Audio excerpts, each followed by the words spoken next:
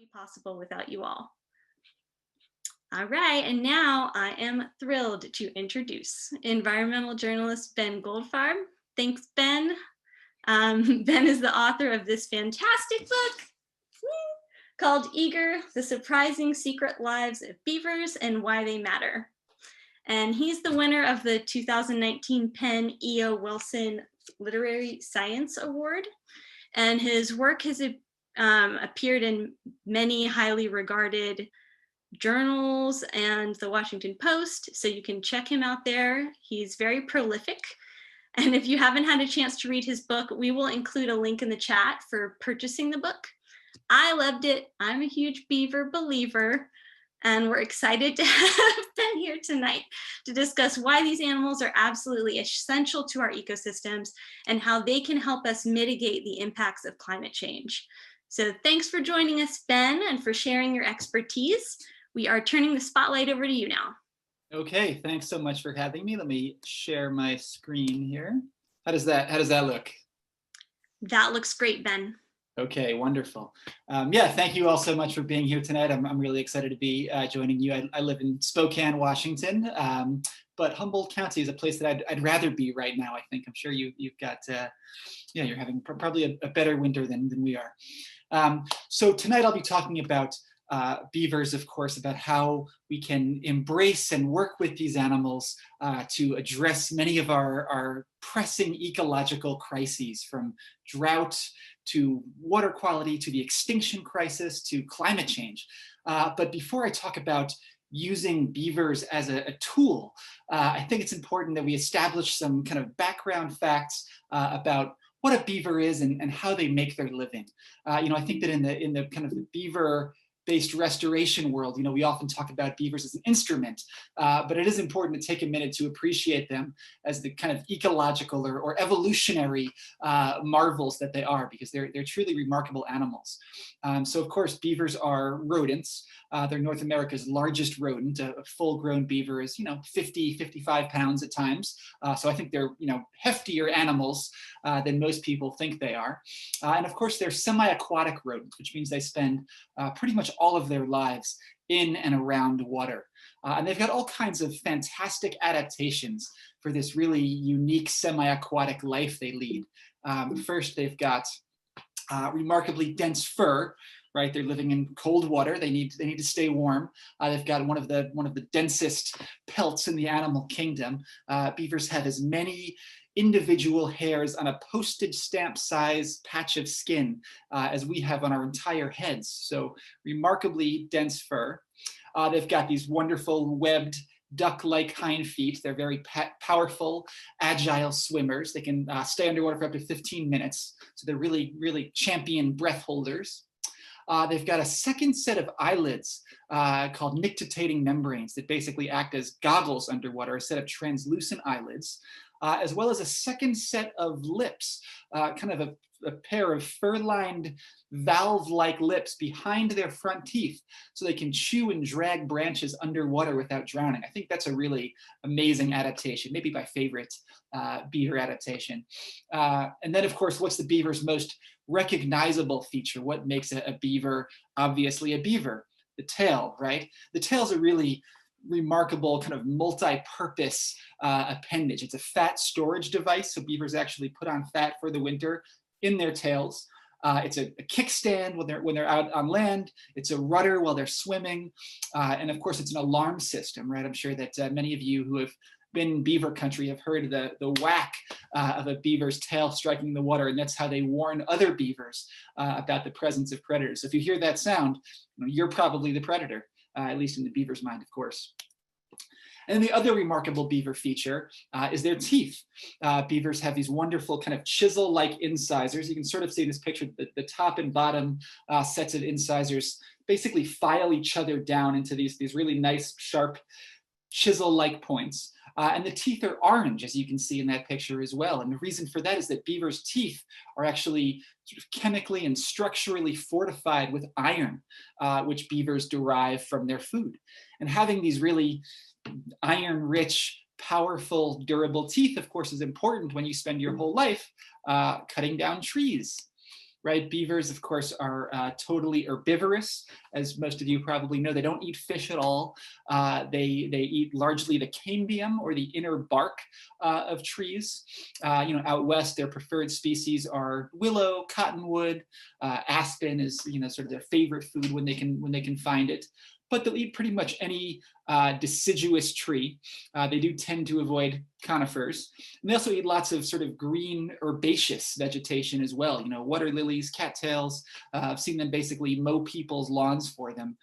So they're what scientists call choosy generalists. They've got a few species of tree and plant that they prefer, but they'll eat just about anything. Again, with the general exception of cottonwoods, or of conifers rather. They love cottonwoods. So of course, in addition to eating the cambium off of the trees that they fell, they also use the wood as construction material, as this guy is doing here. And beavers build two basic types of structures, which many of you have probably seen. The first is the lodge. That's kind of the fundamental beaver housing unit. You can sort of see in this picture, this is a pond in Colorado. You can sort of see that there are underwater tunnels that lead up and into the lodge. And inside the lodge, there's kind of an elevated nesting platform, essentially, where the beavers raise their young. And in the lodge, you've got, 2 to as many as 8 or so beavers, and that's the male and female, the mating pair, who are generally monogamous, the newborn beavers, the kits, the baby beavers, the 1-year-olds, and the 2-year-olds. So you've got 3 year classes of offspring all cohabitating in the lodge together. So they're very cooperative, kind of family-oriented animals. And then during their second year, those 2-year-old beavers will disperse out, looking for their own territories, like teenagers heading off for college. So that's the lodge. And then, of course, the other famous beaver structure is the dam. So why do beavers build dams? What is the point of this really unique, specialized, kind of bizarre behavior that has no real analog in the animal kingdom? What are they doing there? Well, a beaver on land is, as one biologist put it to me, a fat, slow, smelly package of meat, right? Beavers get eaten by cougars, bears, wolves, coyotes. Any kind of large carnivore is going to be very happy to devour a beaver. So by building that dam and creating a nice, broad, deep pool, beavers are basically expanding their shelter, right? They're poor sort of walkers, but they're great swimmers. So you build that huge pond, and instead of having to walk overland to that good-looking aspen tree and maybe get eaten by a cougar along the way, you can swim to it instead, cut it down, and then float it back to your food cache and be relatively safe in the process. So beavers, by building that dam, creating that pond, they're really expanding the extent of their own shelter. And here's what happens to a beaver that spends too much time on land. This is a beaver mandible and lower incisors that I found in Minnesota. And wolves actually eat the entirety of the beaver, pelt, bones and all. And this is all that's left behind when a wolf gets through with the beaver. So you don't want to be a beaver on land, is the takeaway there. So a typical beaver colony or a family unit is building oftentimes numerous dams at a single site. There's often kind of one big primary dam and a number of smaller secondary dams. You see in some places 15 or 20 dams built by a single colony. And these dams come in all kinds of different shapes and sizes. Here's a nice little one in Montana that's probably a foot tall and 3 feet wide. You could jump across in a single stride. But they do get quite a bit bigger. Here's a nice one in Voyageurs National Park that's probably 14 or 15 feet tall and several hundred feet long, and is no doubt the work of many generations of beavers, all adding their stick to that really impressive structure. So the dams really can be quite massive. And as a result, the impoundments that beavers create are also enormous. Here's a pond formed by a single, very strategically placed beaver dam at kind of the mouth of a canyon. So beavers, I often visit a stream and think, man, if an engineer from the U.S. Army Corps had to build a dam that minimized labor and maximized the sound of the impoundment, they would put the dam exactly where the beavers did. They're really, sort of hydrologically smart, strategic builders. So this is the work of a single dam that's impounding hundreds of acres across a really vast area. And then the other beaver behavior or activity that's really important to the whole kind of complex they create is their canal digging. We talk about beavers as builders, of course, but they're also really good diggers. And they excavate these canal networks that can be hundreds of feet long and extend deep into the surrounding forest. And again, the point of that is, instead of having to walk overland and get eaten, they can swim up those canals instead and access their food source. So you often see at beaver sites these really amazing canal networks. That's a really important part of what they do. So here's what the whole sort of complex looks like when you put it together. This is a site in Colorado that I visited a few years ago. This is at about 12,000 feet of elevation, so they really get way up there. And in here you can sort of see that all of these kind of linear features here in this valley are beaver dams. Here's a nice long one, and you can sort of see the canals that extend off of those dams. So if it weren't for the beavers, this stream would just be a kind of a straight string running right through that valley. But thanks to the beavers, there's just a huge amount of water storage hanging out in the bottom of this little valley here. They've really created quite the elaborate pond and wetland compound there. So of course, beavers, by building these dams and creating these ponds, the point is to maximize their own food and shelter. But in the process, they're creating food and shelter for all kinds of other species as well, right? We know that here in the American West, wetlands are about 2% of total land area, but support 80% of biodiversity. So any animal that's capable of creating and expanding wetlands starts to look really important, right? Beavers are what scientists call a keystone species. So in architecture, the keystone is the top block in a stone arch. And if you pull that block, the whole arch crumbles. So that block is supporting a lot of weight in that structure. And likewise, beavers are disproportionately important in aquatic ecosystems. They're really supporting a lot of ecological weight.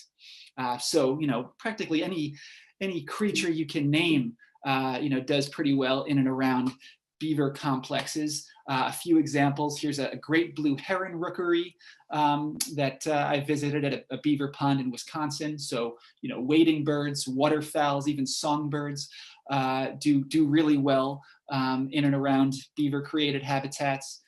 Moose, of course, and other kind of semi-aquatic mammals, mink, muskrats, otters.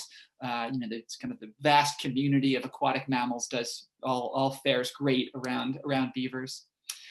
Here's a cool example, I think. This is a beaver lodge also in Minnesota. And what happened here, you can sort of see, here's the beaver dam way down here, this straight line on the horizon.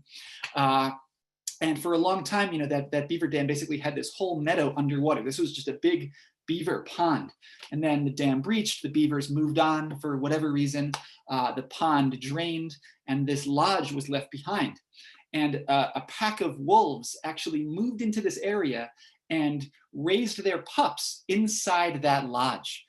So that's beavers creating habitat for their direct predator. I think that's really, really amazing. I love that. And then another really important one that's crucial both in Washington State, where I live, and in Northern California, where all of you are, of course, is that beavers are creating really good habitat for anadromous fish, right? For salmonids. This is a juvenile steelhead. And look, if you think about it, if you're a baby fish that's just a few inches long, you don't want to live in the main stem of the river. You're just going to get blown downstream. What you want is a nice slow pool or a side channel or a backwater or an eddy. You want that complex slow water refuge habitat that beavers create so well. So there's all kinds of studies showing that juvenile trout and salmon production just explodes in beaver complexes. Of course, kind of the common objection that you hear from anglers and even occasionally fish biologists is, wait a second, we're trying to take dams out of rivers right now, right? Why would you want to put more obstacles in a stream that a migrating salmon would have to cross? And, to that I say, I mean, look, obviously, beaver-built dams and human-built dams have nothing in common, right? Beavers or fish rather can, they can jump over beaver dams. They can actually swim through the kind of the cracks in the woody structures. They're often migrating at times of high flow when water is going up or around the dams.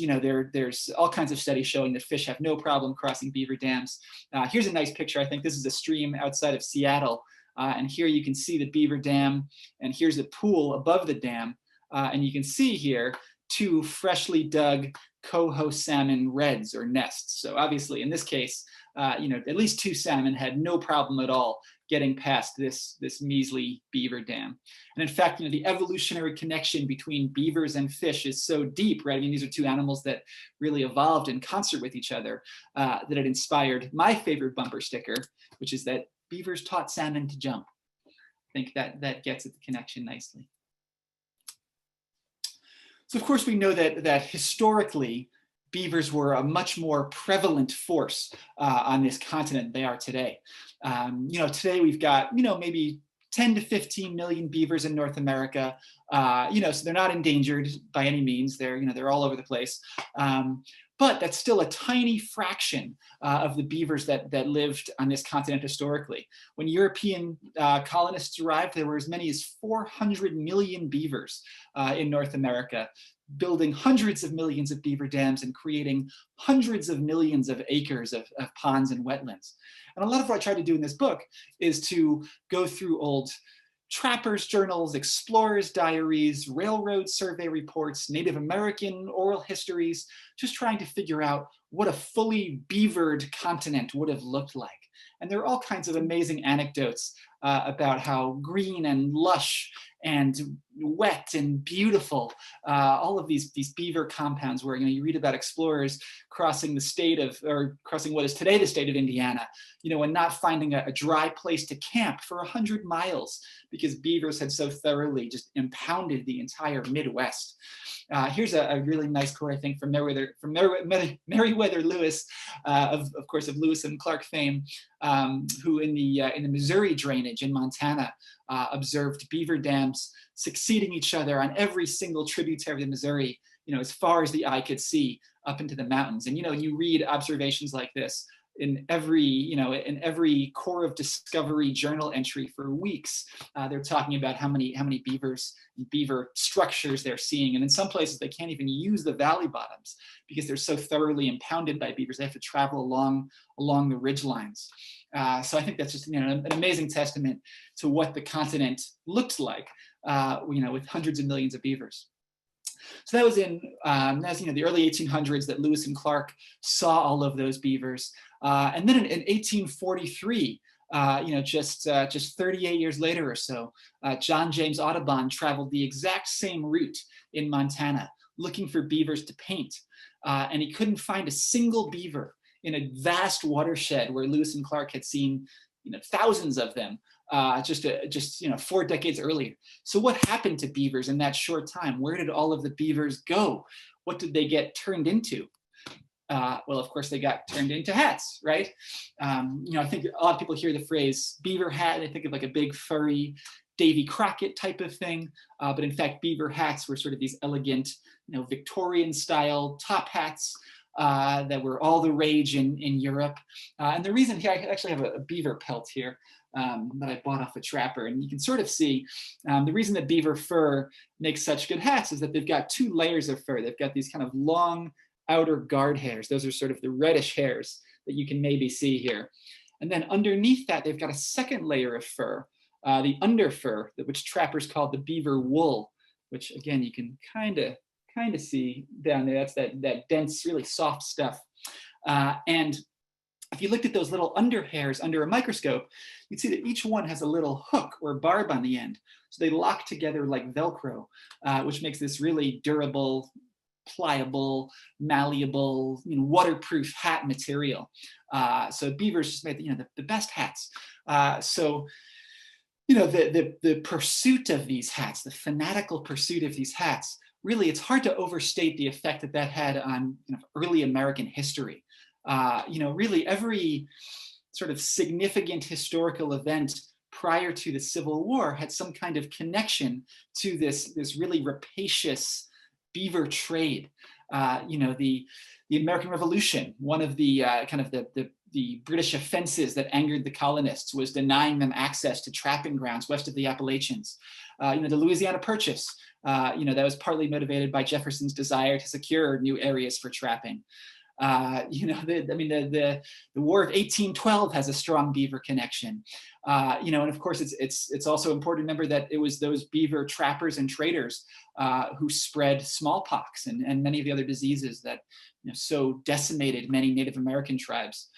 Here's, I think, a pretty powerful illustration of the importance of beavers to early American economies. This is a coin minted by the Oregon Territory in 1849, and it was a beaver coin. So the value of one beaver coin was fixed to the value of one beaver pelt.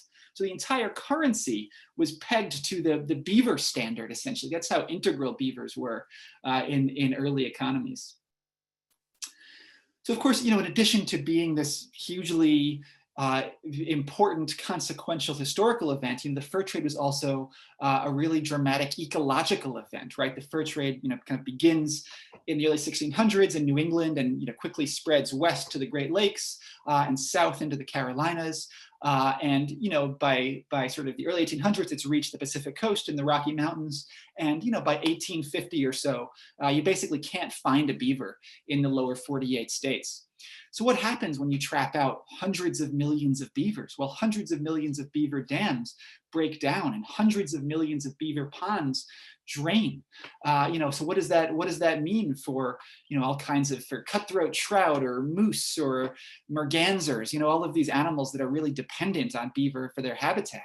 Well, we don't really know, but there's no question that the loss of beavers was an ecological disaster akin to the deforestation of New England or the busting of the sod in the Midwest or the gold mining that occurred in the Sierra Nevada. And there's no doubt that this is one of the kind of the great unsung environmental catastrophes in global history. This is the kind of scene that you see all over the American West. This is a stream that's lost its beavers, right? And in a kind of a healthy, natural, beaver-rich stream, you've got all of these beaver dams acting like speed bumps, slowing the water down and spreading it out onto the floodplain. But when you lose all of those beaver dams and all those beaver dams break down, there's nothing checking the velocity of water. And you get this really dramatic, rapid erosion. And you get these streams that are disconnected from their floodplains. All of the rich, nice wet meadows and wetlands that should be up here basically dry out and turn into just dusty pasture land. So you see streams like this all over the American West, and in many cases they're the legacy of beaver trapping. And here's one of the casualties of the fur trade is the boreal toad. It's a kind of a toad that's endemic to the American West, and much of its habitat is almost a beaver pond obligated. It breeds almost exclusively in beaver ponds. So what did it mean for the boreal toad that they lost 99% of their beaver created habitat? Certainly nothing good. So fortunately, by the early 1900s, society starts to wise up a little bit to recognize that, as the naturalist Enos Mills put it, a live beaver is more valuable than a dead one. And there were kind of beaver reintroduction projects occurring all over the country. Washington, Oregon, California, Utah, the state of New York had a big one that kind of repopulated beavers all over the Northeast. A lot of these animals are coming from Canada, where there are still some beavers to find, or Yellowstone National Park, where they were somewhat protected. So gradually beavers are sort of recolonizing their former haunts. And in many cases, there were laws put into place to restrict trapping to allow them to recover. Of course, the most famous episode in beaver reintroduction occurred in Idaho in 1948. I'm going to try to show you some video here. There we go. So this is beaver reintroduction project. They wanted to move some beavers into what is today the Frank Church Wilderness area. And first they tried moving them on horseback into the backcountry. Of course, the horses didn't take very kindly to that. So their next idea, is 1948. It's just post-World War II. And they've got all of these kind of surplus airplanes and parachutes on hand. And one of these Idaho fish and game biologists has the bright idea of actually airdropping some beavers into the backcountry. So they designed these specialized crates.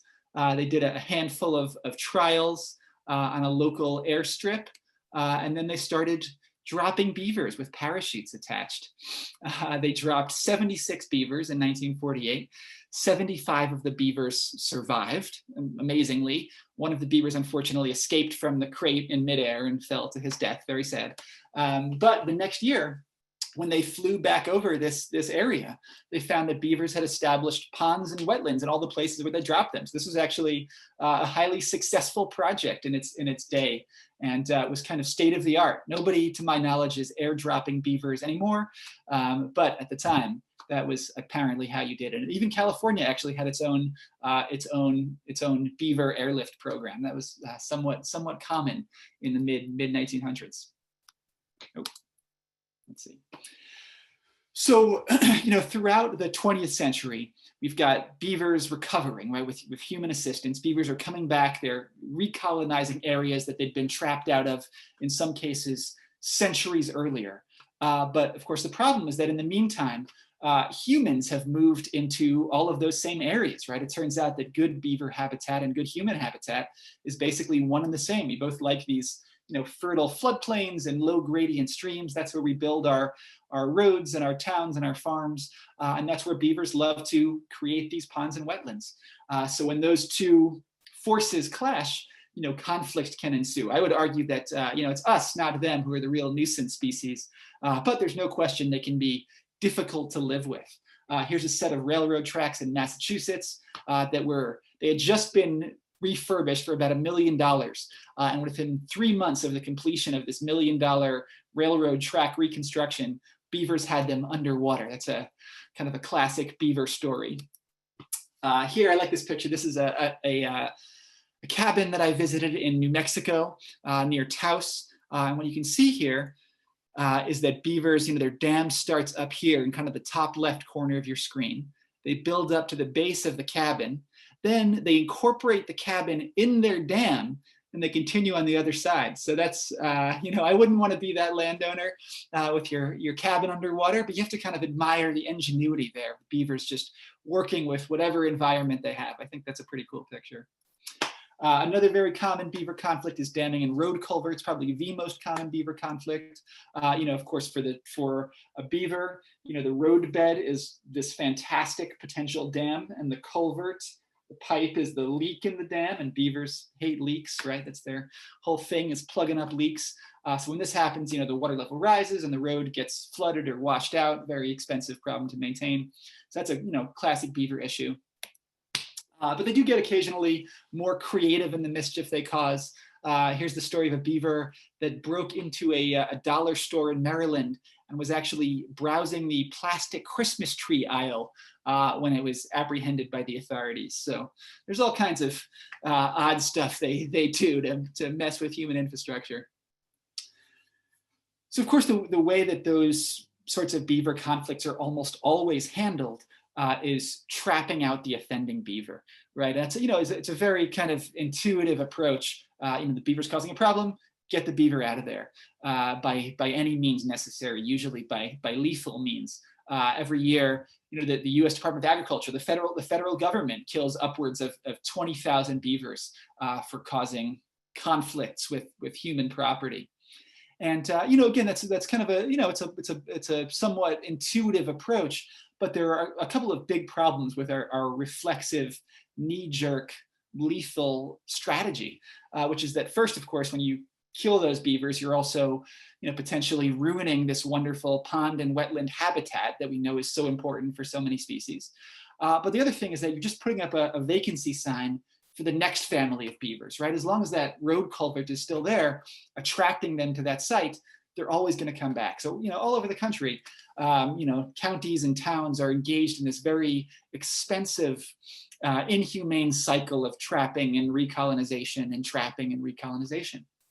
So you start to wonder, maybe there are better ways of dealing with beaver conflicts that allow the beavers to remain in place.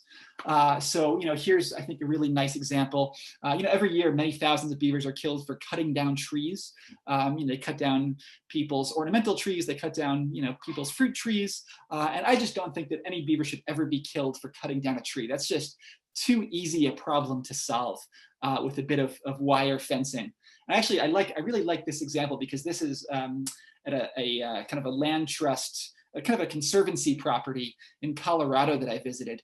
And what you can see here is that the land trust that manages this property, they had these nice old cottonwoods they wanted to protect. So they fenced off the cottonwoods against the beavers. And then they left unfenced the non-native Siberian elm trees. So the beavers targeted those invasive trees. That's invasive vegetation management using a beaver as a tool. I think that's a really cool example of what can be achieved with a bit of enlightened management. And then the other really valuable tool at our disposal is what's known as a flow device, or often a beaver deceiver. This is Skip Lyle. He's kind of the inventor of the beaver deceiver, and it's basically this pipe and fence system. So you run the pipe through the beaver dam or through the road culvert, and then you've got sort of these fences or cages that you can see here to basically prevent the beavers from plugging up that pipe. And the idea is that you're essentially creating a leak, right? You're moving water from the upstream side to the downstream side, and just dropping the height of that beaver pond to a level that ideally is acceptable to the resident beavers, but is also acceptable to your concerns. So you can say, hey, I really like having the beavers in my backyard. I appreciate all the cool stuff they do, but I want to get the water off of my crops or my lawn, and you can use one of these beaver deceivers basically to manage that conflict and essentially strike a compromise between human and rodent. And there have been some great studies done on the efficacy of these things. They're 85 to 95% effective, and they're really huge cost savers when you think about all of the the time and expense of trapping. You put in one of these things for $1,500, and the problem is basically addressed in most cases. So again, maybe not appropriate for every single situation, but there's no question that there are thousands and thousands of sites all over the country that we're currently managing lethally by trapping, where we could be using non-lethal techniques to solve that problem in a smarter way. Another option for beaver management, which is very popular up here in Washington, but not so common, or really in most cases not even really legal in California yet, is relocation, right? Is live trapping quote unquote nuisance beavers and moving them to places that could use some beavers. And it's a very straightforward process. This is a beaver live trap, a Hancock trap. You basically catch yourself some beavers. They're relatively straightforward animals to nab, and ideally you're sort of moving them together as a family unit, relocating them into in most cases public land, up in the headwaters of a stream somewhere where they're going to be far from human property, and can really do their thing in peace. This is Sandy and Chomper being relocated in north central Washington in the Methow Valley. And in many cases, a lot of the projects that do this beaver relocation, they'll build them these artificial lodges, so they have some safety, a little house to move into, which is kind of a nice way of getting them to stay put and not get eaten by a cougar. And here's a beaver enjoying his or her new home out here in Washington. And in many cases, now a lot of projects actually build these kind of artificial beaver dams called beaver dam analogs.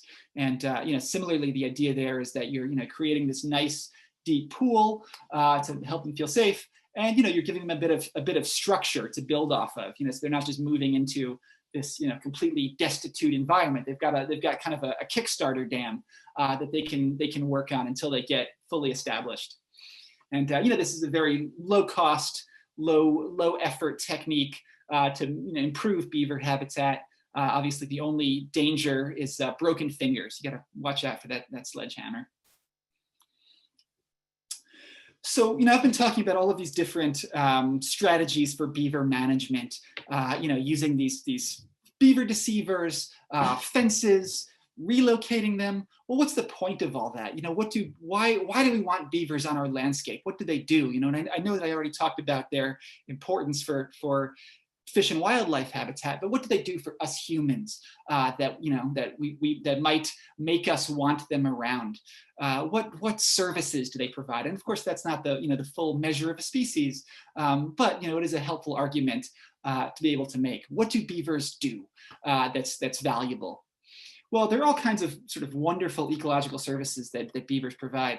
The biggest and most important one out here in the American West, of course, is that they store water really well, right? They create these fabulous reservoirs. Here's what I think is really a wonderful case study in Northeast Nevada and in Elko County. This is Maggie Creek, a tributary of the Humboldt River.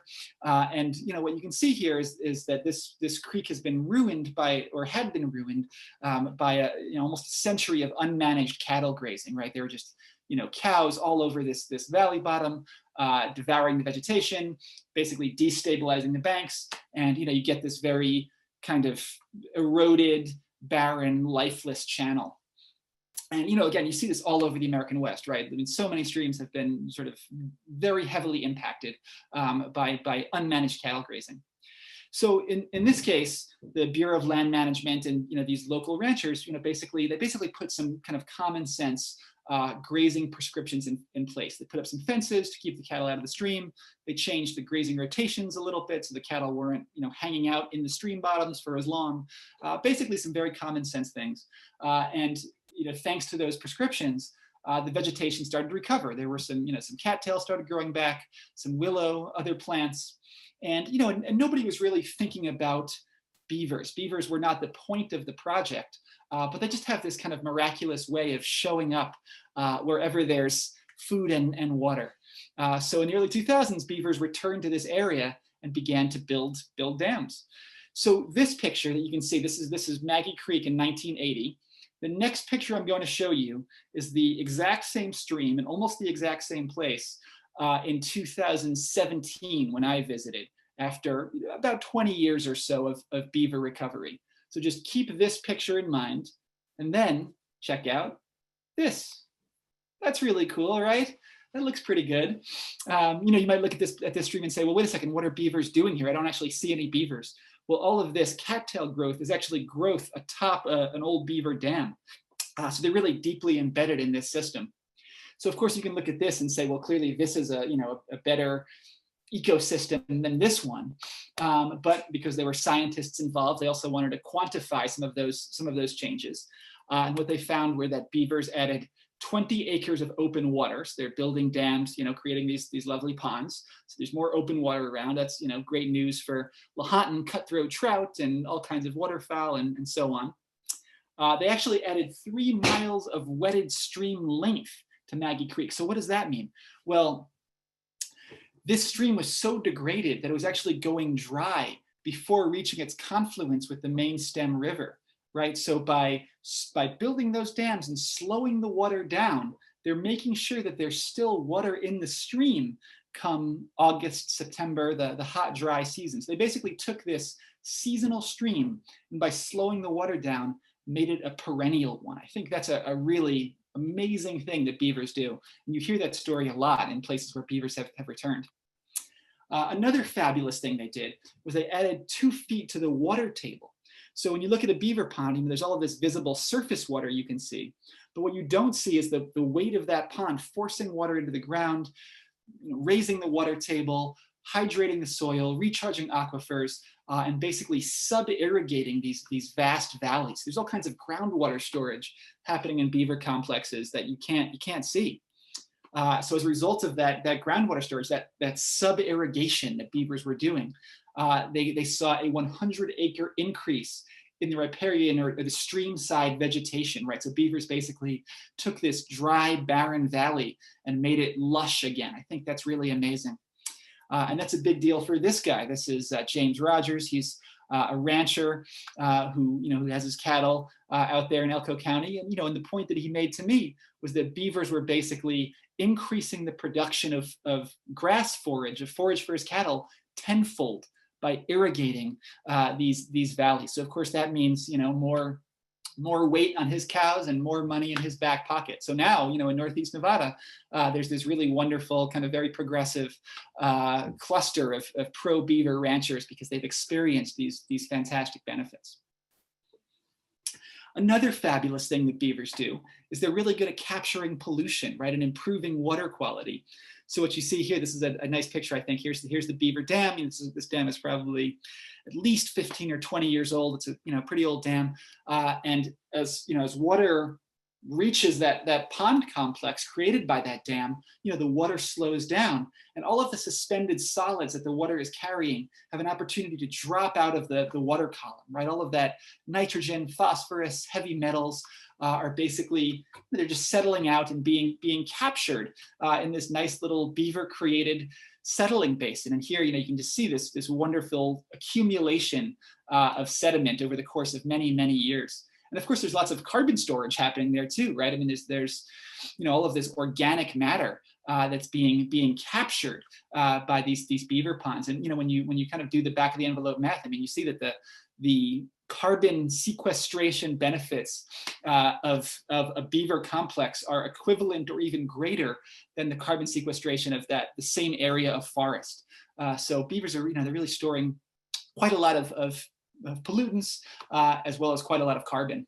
And here's just one nice study that was conducted in England, actually, in the UK, where they found that a single pair of beavers, just two beavers, captured 100 tons of sediment, 15 tons of carbon, and a ton of nitrogen. So that's just two beavers, providing all of those sort of carbon and pollution sequestration benefits. Another fabulous thing that beavers do is they slow down floods, right? We talked about beavers and their role in kind of fighting drought by creating these reservoirs and turning seasonal streams perennial. Well, in addition to fighting drought, they're tackling the exact opposite problem, flooding. I think that's really amazing. Of course, they're doing that by, again, building these pond complexes, building these dams, so that when a big pulse of stormwater comes rushing down a stream, instead of just hurtling down that channel, it's spreading out, it's sinking into the ground, it's being captured in the pond. They're just slowing, spreading, storing, and sinking all of that stormwater. So this is a picture that I took in Scotland, where beavers were recently reintroduced. And there, of course, it's a very rainy place with a lot of destructive flooding, and their beavers are being reintroduced primarily for their flood control benefits. So I just think that's an amazing thing that you've got this kind of the two opposite problems on the hydrograph: the flooding on one end, drought on the other end, and beavers are helping us address both of them. And then the final beaver benefit that I wanted to talk about tonight, that of course is just so relevant to you in California and to us in Eastern Washington as well, is their firefighting ability. Of course, water doesn't burn, and by creating these wonderful impoundments, they're creating fire refugia, these areas that wildlife can retreat to during wildfire and be relatively safe. In some cases, they're creating fire breaks, so they're actually stopping the movement of wildfire across the landscape altogether. And here's just a wonderful illustration of the fire refugium concept. This is in Idaho. This is the Sharps Fire, which burned about 100,000 acres a couple of years ago. And you can just see, all of these hill slopes have just been burnt to a crisp. And the only green, wet, blue, lush place remaining on the landscape is that beaver complex. I just feel like this picture basically says it all about these animals. So given all of these wonderful beaver benefits, why aren't they more beloved than they are? Why do we still kill so many tens of thousands of them every year? What's our problem with beavers? And to me, I think it really comes down to the concept of ecological amnesia. When we trapped out hundreds of millions of beavers. We destroyed the landscapes they created, and we internalized a very different concept of what a healthy aquatic system should look like. I think when most people think about a stream now, they think about this fast-moving, free-flowing, gravel-bottomed, single-threaded channel just, shooting through the landscape.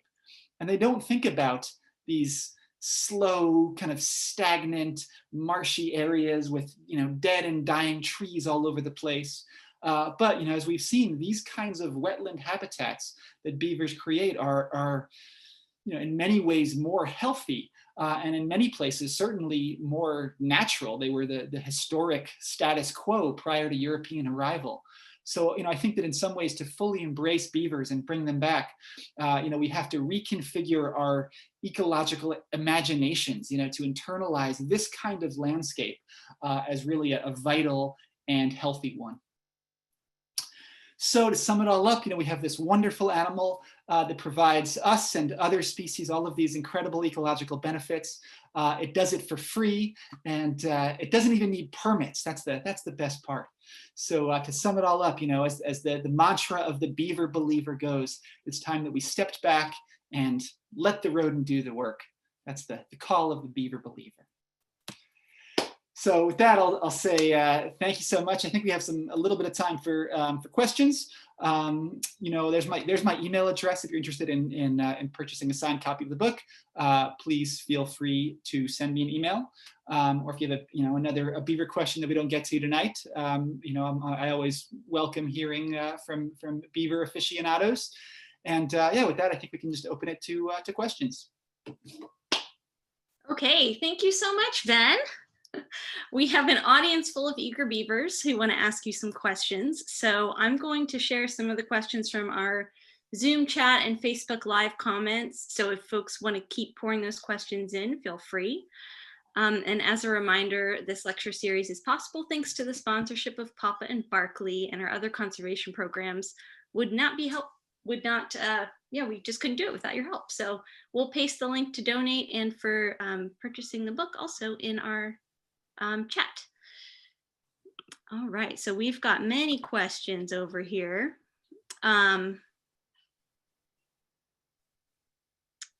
Sherman asks, how many kits are in a beaver cohort?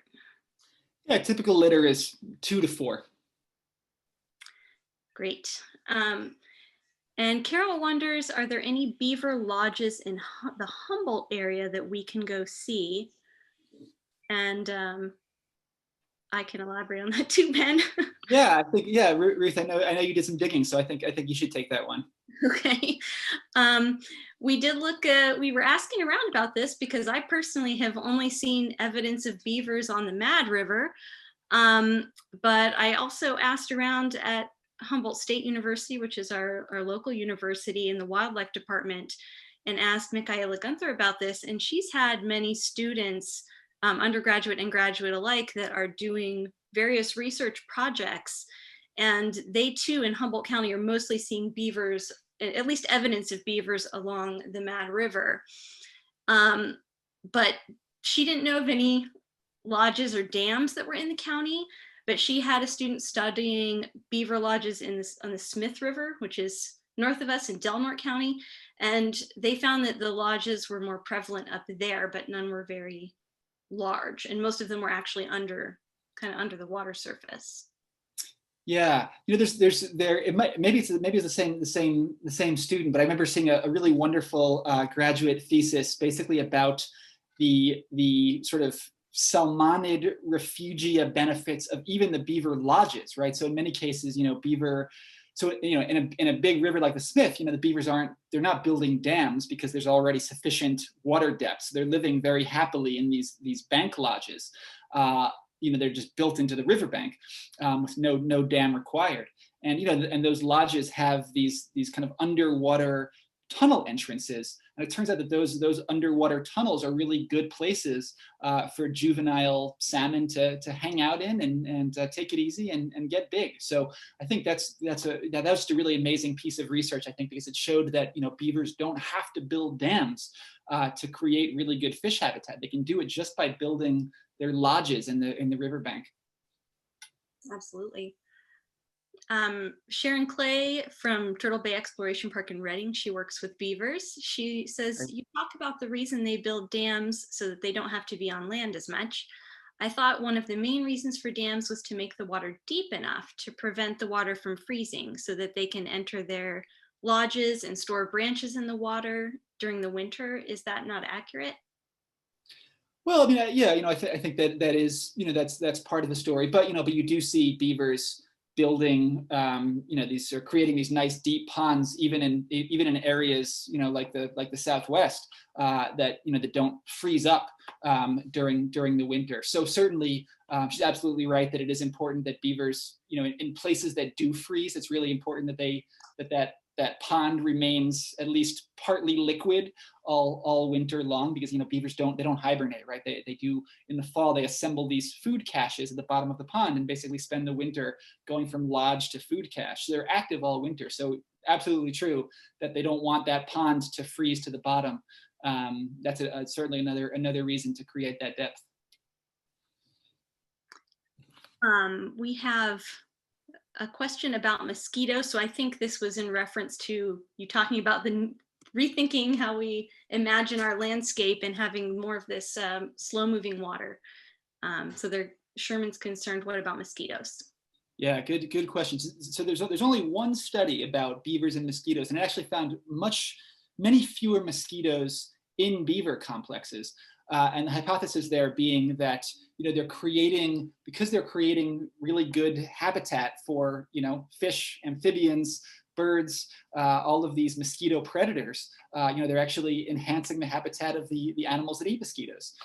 So there hasn't been a ton of research on the beaver mosquito connection, but the one study that does exist found in favor of the beavers. Excellent. Bryn wants to know what the legal hurdle is to relocating beavers in California. Yeah, that's a good question, and certainly there are people who know much more about that than I do. There are a couple of really great nonprofits working on beaver issues in California. There's Worth a Dam, which is based in Martinez, which is probably the most famous beaver colony, certainly in California, probably in the world. So Heidi Perryman runs that. And then there's the Occidental Arts and Ecology Center, which is a Bring Back the Beaver campaign. So I can send you links to those folks. And so they have a much better handle on the kind of the beaver policy issues there. I could be wrong. My understanding is that it's basically only legal right now to sort of move beavers to tribal land in California. Assuming that the tribes want them, and nowhere else. And that certainly needs to change. I think that's one of the kind of the ironic things is that when you think about a state that desperately needs more beavers, it's California, right? A state that's that's withdrawing its groundwater supplies, is obviously racked by wildfire issues, has sort of declining salmonid populations. California desperately needs more beavers, but it actually has a lot of backwards beaver policies, unfortunately, and that's really the legacy of beavers being classified as a non-native species in much of California for a century, and the reason for that really is so if you tolerate a little bit of history, California, as many of you probably know, had two fur trades, right? It had the overland fur trade, guys like Kit Carson crossing the Sierra Nevada, but it also had the maritime fur trade, right? The British, the Spanish, Russians, all taking sea otter and beaver pelts by sea.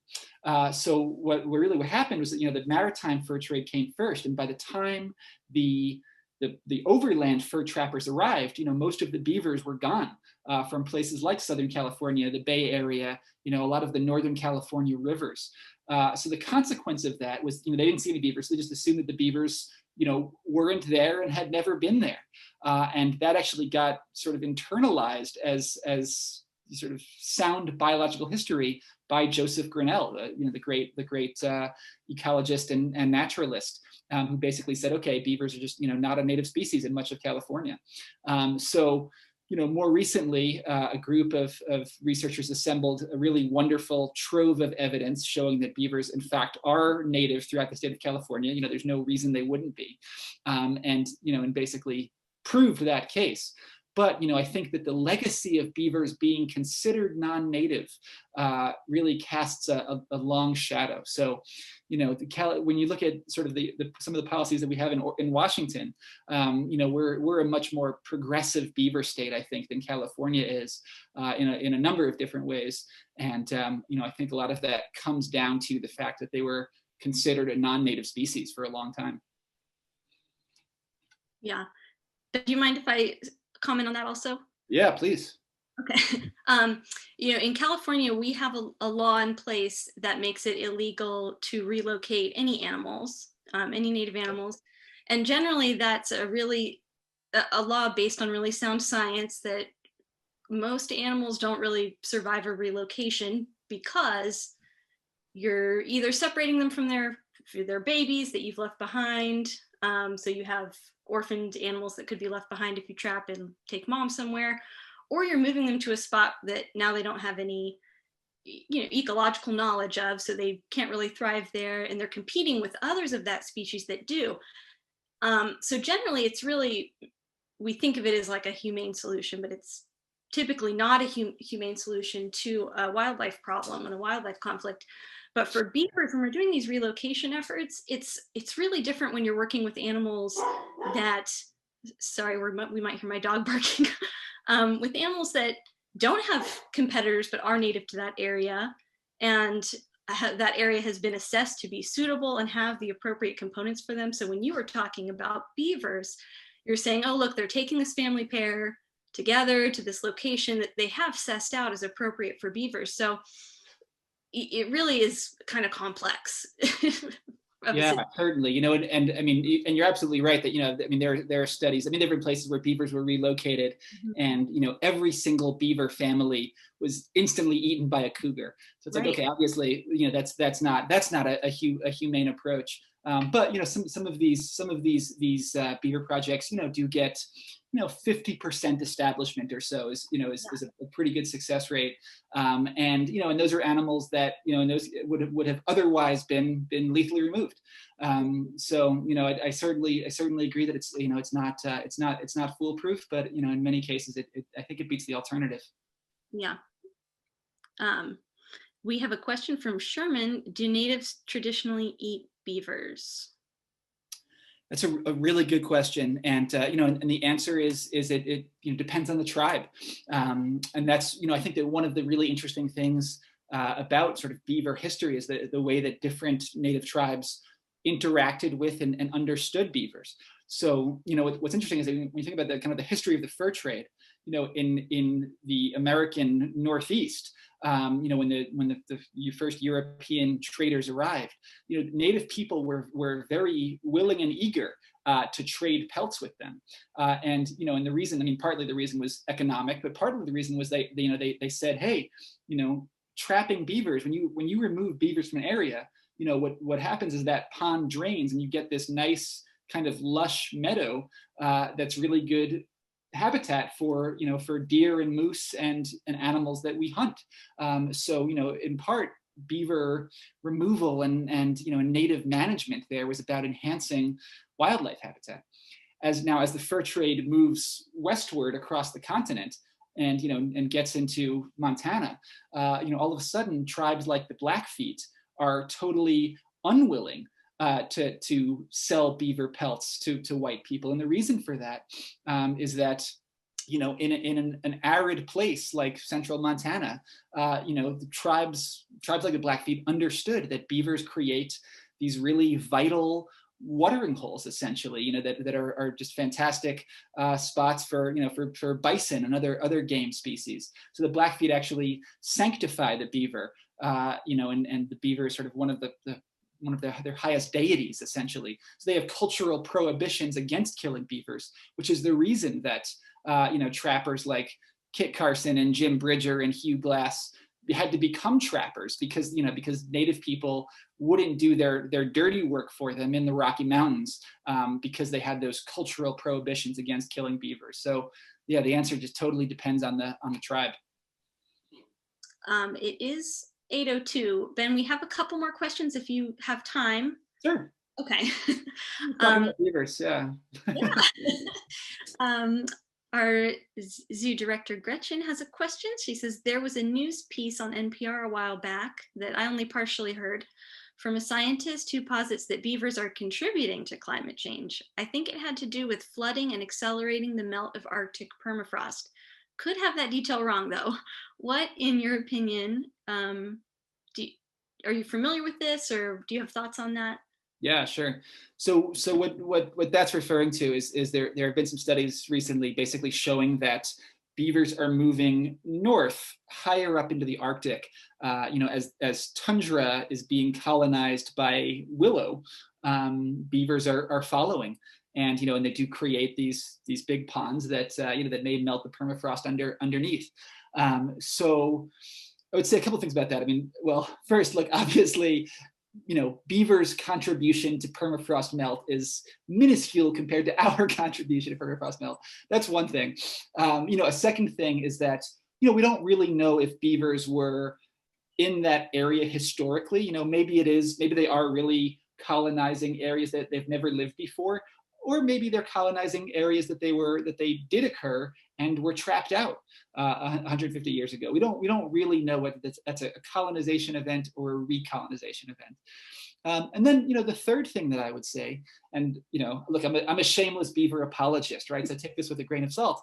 But look, we know that as the climate warms, all kinds of creatures are going to have to shift north, right? We know that that moose are moving north, higher up in the Arctic. We know that wolves are moving north.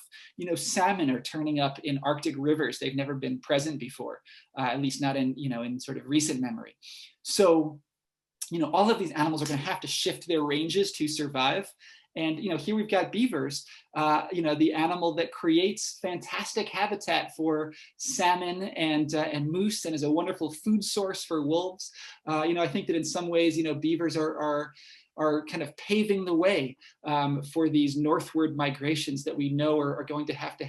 I remember a couple of years ago, the New York Times had a headline that was like, agents of Arctic destruction or something like that in regards to beavers. And, I would say they're really agents of Arctic adaptation in some ways. They're making it possible for other species to colonize these areas where they're going to have to live. Courtney says, I saw a video of a researcher who would encourage beavers to build dams where humans wanted instead of flooding out roads by playing a recording of running water in the desired location. Have you heard of that? And is it still a viable conflict management technique? Yeah, I've heard of that. I would say that that's not very commonly used. I mean, it is true that beavers, are partly responding to kind of like the auditory cue of trickling water. Now mostly when sort of beaver conflict managers want to direct beaver activity and behavior, they'll build one of those beaver dam analogs, that kind of human-built beaver dam, and that basically gives them, again, kind of a starter kit, so they can say, okay, like we want them away from the culvert. We'll build them a little starter dam over there, and they'll go work over there. And that's, I think that's generally considered more effective than the running water technique. Yeah. We have someone ask if your book is available at a local bookstore in Eureka, and I did not check on that before the lecture, but I do know that Eureka Books will order your book, so feel free to call and support our local businesses during the pandemic. They would greatly appreciate that. Brian asks, can Ben clarify the comment he made about no permits needed? What was, I'm not sure I recall that comment. Oh, no permit. Oh, at the end. Just that look, if you wanted to do a stream restoration project, using a backhoe and an excavator, that would require a lot of Army Corps paperwork, whereas beavers can modify streams in a very positive way without having to file much of anything. Of course, relocation would require some paperwork, but just that these are animals that transcend the federal bureaucracy in some good ways. Absolutely. Well, I think that's our last question. We had so many fantastic questions, a lot of folks tuning in tonight. And yeah, we need more beavers. What can we say? That's our takeaway tonight. Thanks again for joining us and sharing your knowledge with us, Ben. We'll make sure to share these links on the video for our Facebook video that is saved. So if you want to go back later and check that, we'll have those available. And as a reminder, our next lecture will be Wednesday, February 17th at 7 p.m. We'll be hearing from Christina Ward, whose talk is entitled Saving the Endangered Giant River Otter, a community-based approach to conservation. So thanks everyone for joining us tonight, and we will see you next time.